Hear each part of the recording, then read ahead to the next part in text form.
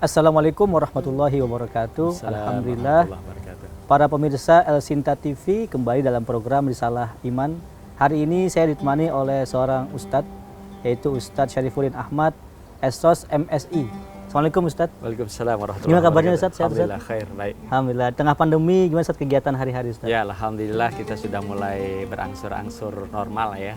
Sekalipun beberapa taklim mengajar masih menggunakan online. Online Ustadz, Iya. zaman online Ustadz. Betul.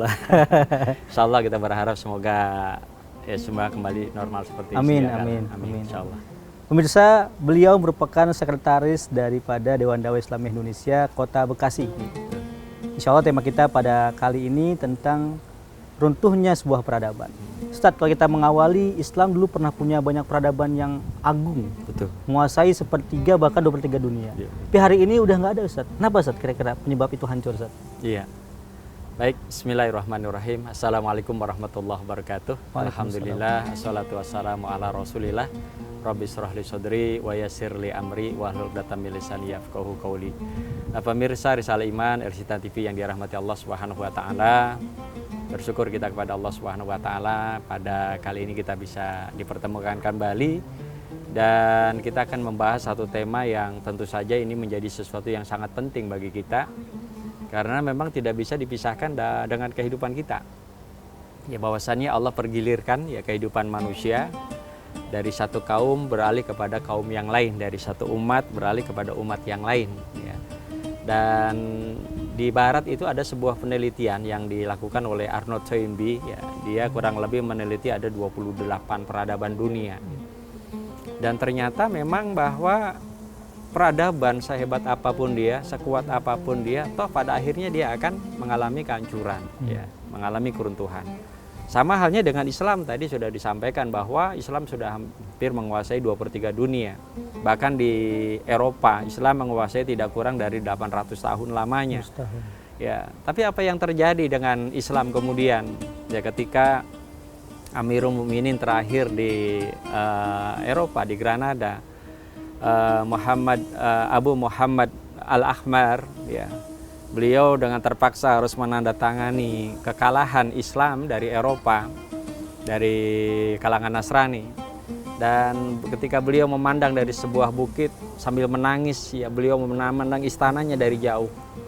Ya, ada perasaan sedih yang luar biasa. Ya, tapi apa kata sang bunda? Ya menangislah engkau. Ya, karena engkau bukanlah seorang laki-laki yang perkasa yang bisa melindungi wilayah kerajaanmu. Nah, ini tentu jadi pelajaran buat kita. Pasti ada sebab. Ya, ada faktor-faktor yang menyebabkan kenapa toh pada akhirnya Islam yang kurang lebih 800 menguasai Eropa pada akhirnya dia akan terusir. Kemudian bagaimana kekhalifahan setelah Khulafaur Rasyidin ya, Bani Umayyah, Bani Abbasiyah, Bani Fatimiyah. Terus sampai akhirnya tuh Turki Utsmani 1924. Toh pada akhirnya ya, pada saat sekarang kita hanya membaca itu sebagai sebuah sejarah, catatan sejarah. Dan bukan hal yang tidak mungkin bahwa Islam di Indonesia pun akan mengalami hal yang sama. Tinggal sejarah Ustadz. Tinggal sejarah, tinggal nama. Ya, padahal ya kita bersyukur katakanlah dulu betapa Sriwijaya dengan kerajaan Budanya ya, dengan Budanya begitu kuat, kemudian Majapahit dengan Hindunya juga begitu luar biasa. Toh pada akhirnya dengan dakwah, alhamdulillah Islam di Indonesia mencapai angka katakanlah 90-95%. Tapi apa yang terjadi dengan sekarang? Islam kisaran 80% saja. Menurun. Terus bahkan di Filipina itu Islam 100% sebetulnya pada masa Kesultanan Zulu.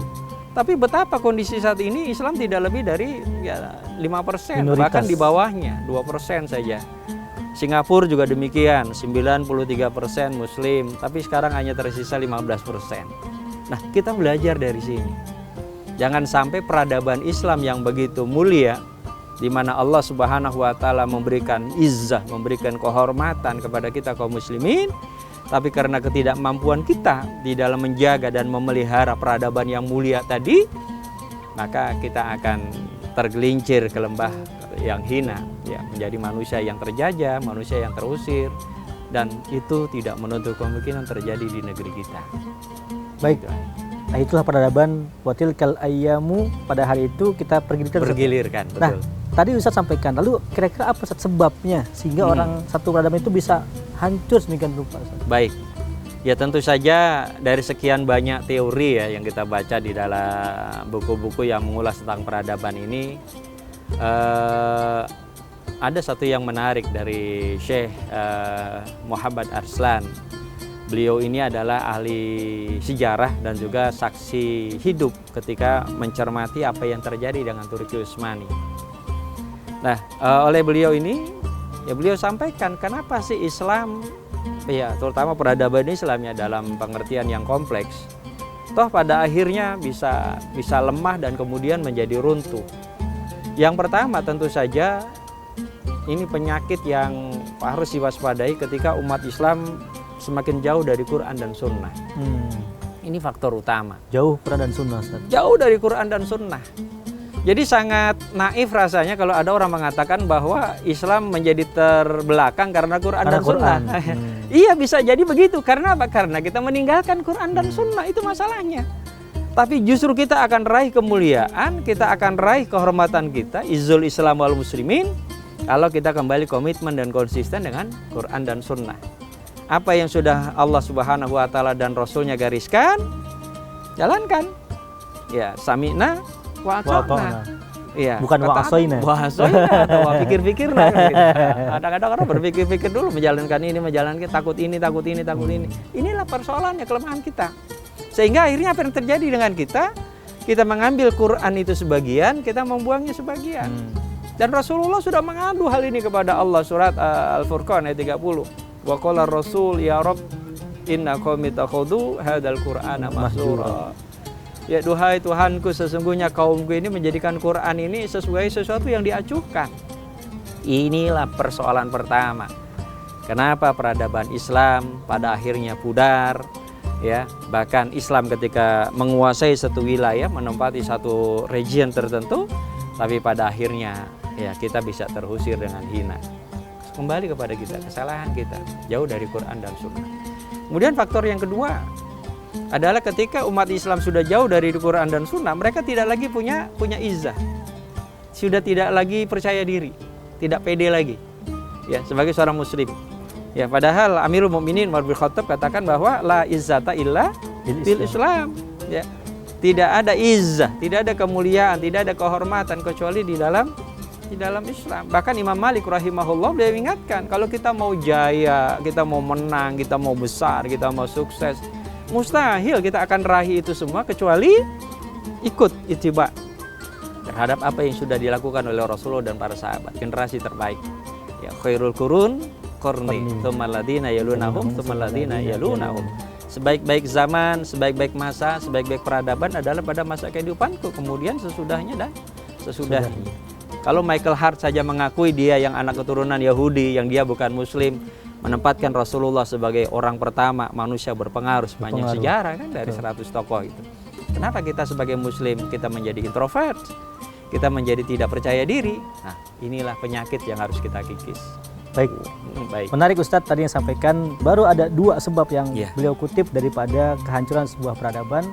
Oke, menarik. Nanti kita akan lanjutkan lagi pada segmen berikutnya. Tetap bersama kami dalam program Risalah Iman El Sinta TV. Jangan kemana-mana pemirsa sekalian.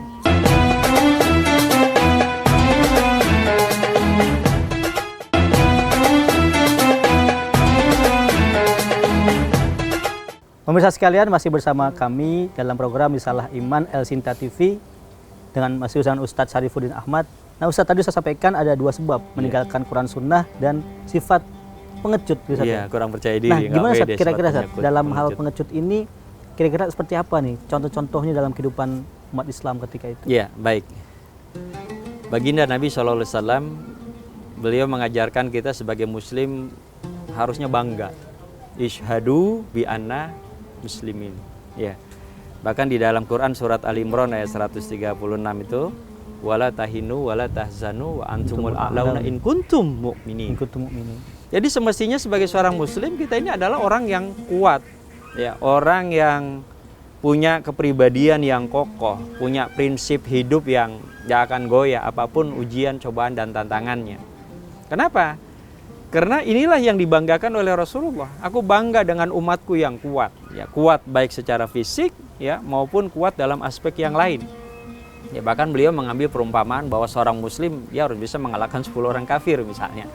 Ini satu perbandingan kepada kita bahwa semestinya itulah kita sebagai pribadi seorang muslim, ya, pantang mundur, pantang menyerah, ya, pantang lari dari medan juang, ya. Kenapa? Karena sifat pengecut itu hanyalah sifat-sifat orang munafik, ya. Sifat pengecut, ya, sifat-sifat orang yang, ya, katakanlah di luar Islam. Ya, tapi sebagai muslim lihatlah bagaimana para pahlawan Badar, pahlawan Uhud, ya, pahlawan pada perang Khandaq ataupun peperangan-peperangan yang memang terjadi pada masa Rasulullah Muhammad SAW. Termasuk kita nih. Kita sudah menyatakan kemerdekaan kita 17 Agustus 1945, tapi yang namanya penjajah, mental penjajah itu nggak senang kalau kita merdeka. Akhirnya apa? Mendomplenglah mereka, ya, lewat pasukan PBB, tentara Nika. Ya, di situ ada Belanda, ada Inggris, ada Prancis. Bung Karno bingung gimana caranya nih untuk menjaga, mempertahankan republik ini.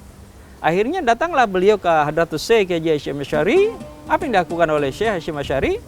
Gelorakan semangat jihad dengan resolusi jihad 22 Oktober 1945. Inilah semangat jihad, inilah yang membangkitkan semangat perjuangan, ya, tidak hanya di Surabaya, ya, di Bandung, di Jogja, di Sulawesi Selatan, ya, perlawanan itu luar biasa.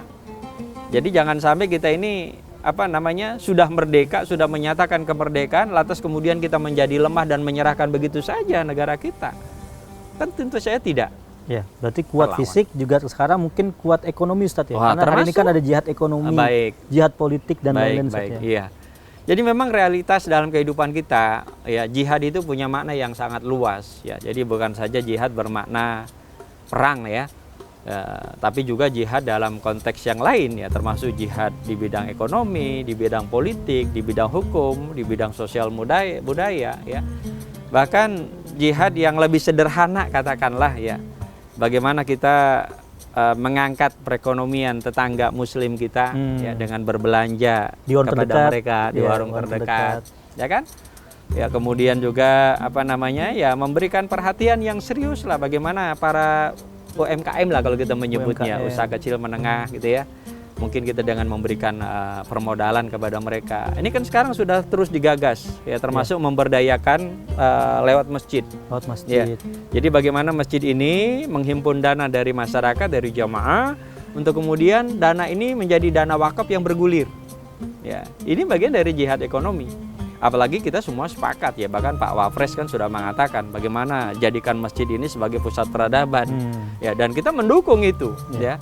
Kalau masjid ini kita jadikan sebagai pusat peradaban. Nah, bahasa peradaban itu kan luas. Ya, semua aspek kehidupan kita, bukan hanya bicara budaya, bukan hanya bicara sastra, bukan hanya bicara seni. Kita juga bicara tentang bagaimana teknologi pertaniannya. Kita juga bicara bagaimana perekonomiannya. Kita juga bicara bagaimana sistem pendidikannya. Nah, ini juga yang tidak kalah penting, ya, sistem pendidikan. Karena semua pun sepakat bahwa peradaban itu tulang punggungnya itu ada di dalam dunia pendidikan. Ilmunya itu saja. Betul. Di situlah core-nya gitu, core dalam pengembangannya. Intinya, ya, ilmu berkembang maka ada peradaban. Betul. Nah, inilah kalau pendidikan kita dilemahkan, sistemnya kacau balau, kemudian aturan-aturannya justru berkontradiktif dengan tujuan daripada pendidikan itu sendiri, kita bisa bayangkan generasi yang model apa yang kita bisa lahirkan. Ya, bukan justru mereka yang membangun negeri ini, membangun peradaban di negeri ini, tetapi justru mereka adalah yang menghancurkan. Ya, peradaban negeri kita. Ya, Ustadz. Ada seorang ulama mengatakan bahwasanya peradaban itu seperti manusia, ada kalanya dia tumbuh, kanak-kanak, dewasa, hingga dia hancur kembali. Tadi Ustadz sampaikan, jangan sampai generasi kemudian menjadi penghancur atas peradaban yang telah dibangun oleh sebelumnya. Iya. Tadi dua sebab, Ustadz. Barangkali sebab ketiga, Ustadz, kenapa bisa hancur sehingga kita bisa ambil ibroh. Iya. Jadi sebab yang ketiga, ini juga yang tidak kalah pentingnya, terjadinya at-tafriqah, ya, pecah belah. At-tafriqah. Padahal kita sangat paham bagaimana Al-Quran dan Sunnah memerintahkan kita untuk wa'tasimu bihablillahi jami'a wa la tafarraqu. Rasulullah menggambarkan kita ibarat satu tubuh, satu bangunan. Ya, bahkan Allah cinta kepada mereka-mereka yang beriman ini ketika mereka berjuang, ya, mereka berjuang berada dalam satu barisan yang kokoh. Innallaha yuhibbul ladzina yuqatiluna fi sabilihi shaffan ka'annahum bunyanun marsus. Allah cinta, Allah senang. Kalau kita ini umat yang beriman, berjuang dalam satu barisan yang kokoh, berjuang dalam semua aspek tentunya. Ya. Tapi ketika terjadi at-tafriqah, pecah belah, bahkan yang ironisnya kita belum dipecah, kita udah pecah duluan. Kenapa? Timbul hizbiyah, anania, fanatisme ya? kelompok, fanatisme partai, fanatisme ormas, ya, fanatisme suku, fanatisme macam-macam. Ya, ini yang pada akhirnya nanti akan menjadi ancaman bahwa kita ini bangga dengan Indonesia yang begitu ragam luar biasa, suku, bahasa, ya, kemudian budaya. Ya, tapi ketika kita dipersatukan dengan Quran dan Sunnah sebagai seorang Muslim, ya, maka disitulah ikatan ini menjadi ikatan yang boleh jadi dia lebih kuat, bahkan lebih kuat daripada ikatan kekeluargaan sekalipun, lebih kuat daripada ikatan kekerabatan sekalipun. Kenapa? Urusannya dunia akhirat. Ya, dan ini yang kita mau pertahankan.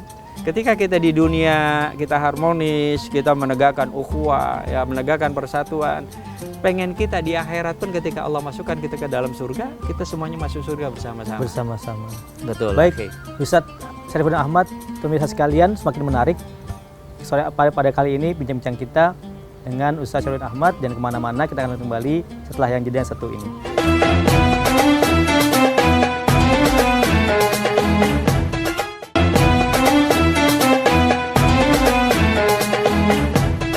Pemirsa, kembali bersama kami di Risalah Iman El Sinta TV dengan Ustadz Syarifuddin Ahmad.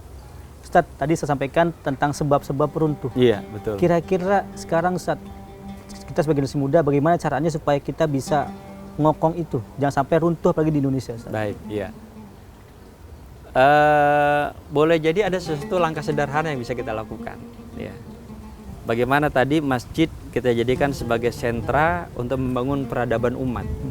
Ya. Dari masjid. Ya, kita tahu Rasulullah adalah masa kemasan kehidupan kaum muslimin. Ya, khairul qurun qarni, sebaik-baik zaman, sebaik-baik masa adalah pada masa kehidupanku. Padahal kita tahu pada masa Rasulullah nggak ada kampus, ya, nggak ada lembaga-lembaga riset, PTN, ya, PTN, PTS, pesantren tidak ada di sana. Ya, pada saat itu belum ada. Kemudian perpustakaan-perpustakaan yang menyimpan koleksi sekian banyak buku pun tidak ada. Tapi kenapa beliau katakan bahwa disitulah peradaban yang terbaik? Ada bani Robbi fa'asana ta'dibi. Tuhanku telah mendidik aku, maka jadilah aku ini orang yang paling baik pendidikannya, paling baik peradabannya. Ya, tidak ada jalan lain. Kita komitmen konsisten kepada kitabullah dan sunnah Rasulullah Muhammad SAW. Ya.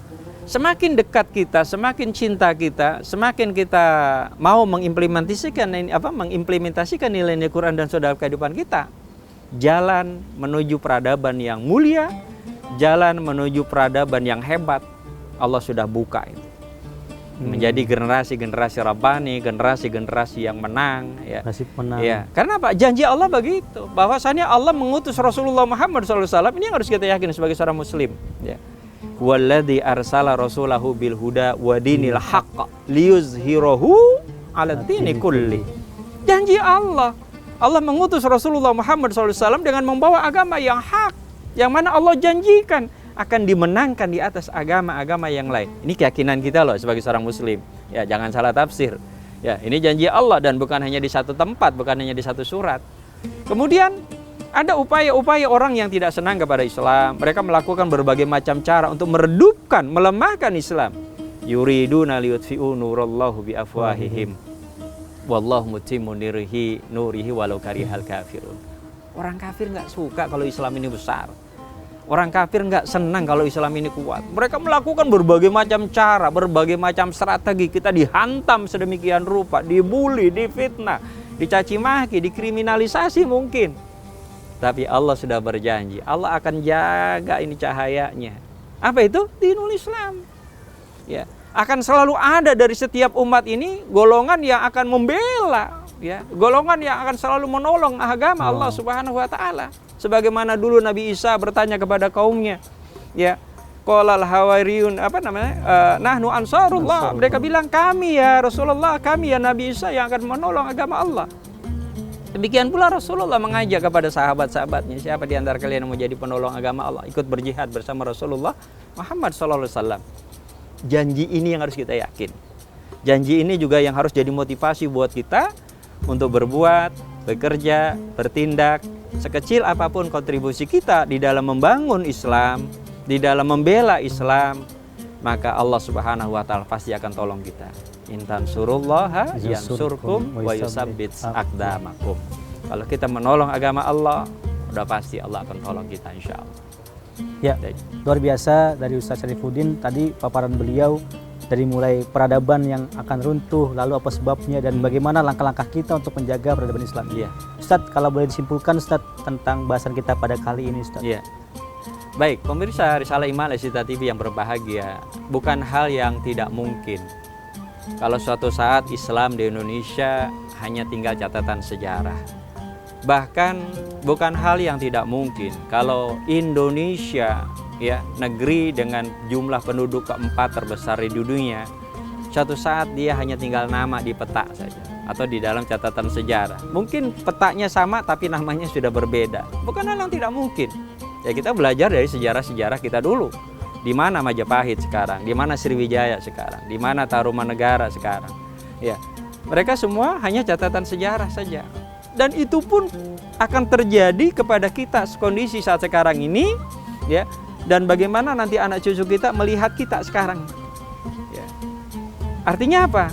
Kita pun bisa runtuh, kita pun bisa lenyap, kita pun bisa hanya tinggal nama, manakala kita tidak berbuat, ya, untuk menjaga dan memelihara peradaban yang Allah titipkan kepada kita, peradaban yang Allah amanahkan kepada kita. Bagaimana caranya? Berpegang teguhlah kepada kitabullah dan sunnah Rasulullah. Kemudian bagaimana sistem pendidikan ini kita perbaiki dengan sebaik-baiknya, ya. Sistem pendidikan yang jangan sampai kita buka celah sehingga pada akhirnya nanti anak cucu kita bukan justru mereka menjadi pemain utama untuk membela peradaban ini, malah yang terjadi adalah justru mereka yang menghancurkan peradaban kita. Artinya apa? Banyaknya pengkhianat di negeri ini. Ya, karena setiap zaman, setiap masa itu akan selalu ada pengkhianatnya. Ya, dan pengkhianat inilah yang punya kontribusi besar untuk meruntuhkan peradaban itu tadi. Ya, karena realitas sejarah seperti itu. Kemudian apa? Yang ketiga, ya, bagaimana kita jaga, kita bela ulama-ulama kita, ya, kaum cerdik cendekiawan kita. Karena mereka ini ketika mereka sudah diinfiltrasi, ketika mereka sudah dipengaruhi, ya, oleh orang-orang yang tidak senang kepada Islam semakin kuat, bisa kita bayangkan, ya, pengaruh orang-orang alim tadi ini, ya, yang dikategorikan ulama usu, ulama-ulama yang jahat. Mereka bukan lagi membangun peradaban, yang ada justru mereka-mereka inilah yang akan merusak peradaban. Ini 3 hal yang harus menjadi perhatian kita, menjadi kewaspadaan kita insya Allah. Baik pemirsa Alsinta TV, dalam program Salah Iman, begitulah pada kali ini bincang-bincang kita dengan Ustadz Syarifuddin Ahmad tentang jatuh bangunnya suatu peradaban. Ya. Mudah-mudahan manfaat dan bisa diterapkan dengan sehari-hari. Jaga Indonesia, jaga peradaban Islam Indonesia, itu tugas kita di masa depan. Amin. Terima kasih. Wassalamualaikum warahmatullahi wabarakatuh. Waalaikumsalam warahmatullahi wabarakatuh.